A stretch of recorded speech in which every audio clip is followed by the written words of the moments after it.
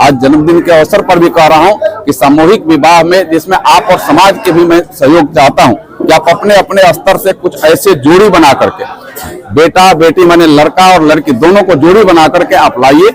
हम एक डेट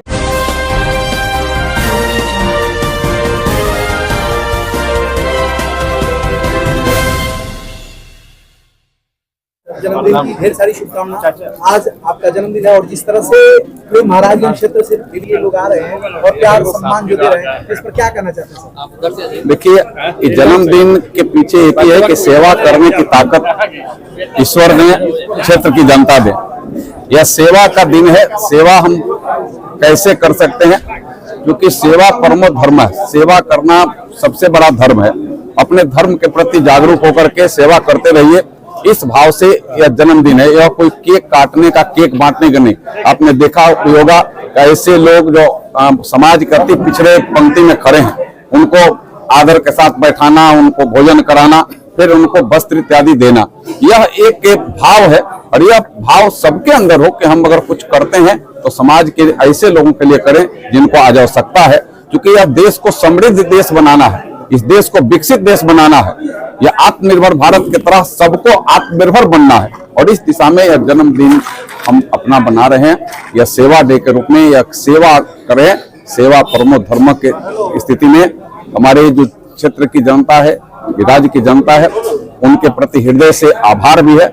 सभी देवी देवताओं से प्रार्थना है कि हे प्रभु, इस देश को विकसित देश बनाइए, इस राज्य को विकसित राज्य बनाइए। और उसमें सबसे पहले इस महाराजगंज लोकसभा क्षेत्र को विकसित लोकसभा क्षेत्र बनाइए। यहाँ कोई किसी से कोई दुराव नहीं हो, कोई किसी से वैमनस्य नहीं हो। सब आपस में भाईचारे के साथ मिलकर के रहें, स्नेह के साथ रहें। यह भाव आज ये जन्मदिन के अवसर पर सबके अंदर जाए, यही ईश्वर से प्रार्थना है। 2026 में आपके जन्मदिन के अवसर पर कोई नई मतलब महाराजगंज क्षेत्र के लिए कुछ नई सूचना? देखिए, नई तो हर चीज नई है। नई सवेरा, नया बिहान यह हमेशा रहता है। हर चीज ही नई है। यहाँ के लिए मैं तो देखता हूँ कि 14 के बाद जब मैं यात्रा शुरू करता हूँ तो 14 के सामने रोड पर जाते थे तब खंडहर मिलता था, चलने की स्थिति नहीं थी, एक भी नहीं आने को। आज रोड पर जाते हैं तो चकचक रोड मिलता है। जहां घंटों में हम दूरी तय करते थे, आज वहां मिनटों में दूरी कर रहे हैं। पहले जाते थे तो लोगों के पास लैंप का रोशनी मिलता था, आज लोगों के पास बिजली की रोशनी मिल रही है। नरेंद्र मोदी जी का दिन है। पंडित दीनदयाल उपाध्याय ग्राम ज्योति योजना के माध्यम से हर घर बिजली पहुंचाने का काम किया। आज कोई भूखा नहीं है, आज सबके घर में अन्न है। यह हमारे गरीब कल्याण योजना के माध्यम से देश के प्रधानमंत्री जी देश के 80 करोड़ राशन कार्ड धारियों को वहां अन्न फ्री में दे रहे हैं। यहाँ भी महाराजगंज में भी लाखों के तादाद में राशन कार्ड धारियों को अन्न आज मिल रहा। यह भाव आज है। जिनके घर में चूल्हा फूंकने के लिए कोयला, गोईठा, लकड़ी यूज होता था, आज उनके घर में चूल्हा फूंकना नहीं पड़ रहा है।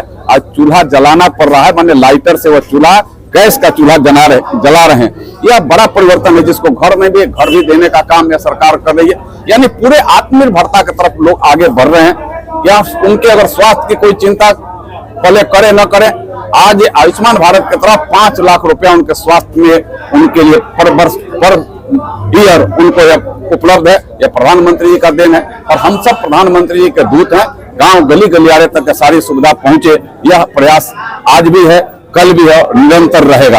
आपके मुख से निकला सामूहिक विवाह की चर्चा हुई थी। मैं आज भी कह रहा हूं, आज जन्मदिन के अवसर पर भी कह रहा हूं कि सामूहिक विवाह में जिसमें आप और समाज के भी मैं सहयोग चाहता हूं कि आप अपने अपने स्तर से कुछ ऐसे जोड़ी बना करके, बेटा बेटी माने लड़का और लड़की दोनों को जोड़ी बना करके आप लाइए। हम एक डेट रख कर करके, थोड़ा अभी ठंड है, ठंड के बाद कोई डेट रख कर करके और फिर हम लोग सामूहिक ब्याह कराएंगे। सिर्फ लड़का लड़की को आना पड़ेगा, उसके माता पिता को आना पड़ेगा, कोई चीज उसको करने की जरूरत नहीं है। बारात यहाँ आएगा, बारात को रिसीव करने वाला हमारे लोग रहे, उनको नाश्ता पानी खाना पिलाने वाले लोग रहेंगे। जब बेटी विदाई होगी तो बेटी की विदाई में उनको सौगात देने वाले यहाँ तैयार रहेंगे। उनको कोई किसी चीज की चिंता नहीं करना, सिर्फ आना है। उनको बेटी की वस्त्र भी हम देंगे, लड़का का वस्त्र भी हम देंगे, जो शादी में बैठ करके वह अपना मंडप में जिसको करेगी। सामूहिक स्तर से यह एक बड़ा प्रयास होगा। और इसमें हम शादी ब्याह में जो उलझ कर करके अपने जमीन जायदाद भी बेच देते हैं, अपने प्रतिष्ठा को दांव पर लगा देते हैं। वह से एक लोगों को एक अलग रास्ता मिलेगा कि जिनको वह स्थिति नहीं है वह सामूहिक विवाह मंडप में आए और सामूहिक स्तर से, जिसमें पूरे जिले के सभी गणमान्य लोग रहे, राज्य के भी गणमान्य लोग रहे, वहां सामूहिक विवाह में अपने बेटी का शादी कराएं और यहाँ से विवाह कर करके वो दोनों दंपति के उज्जवल भविष्य की कामना करने का काम करें। धन्यवाद।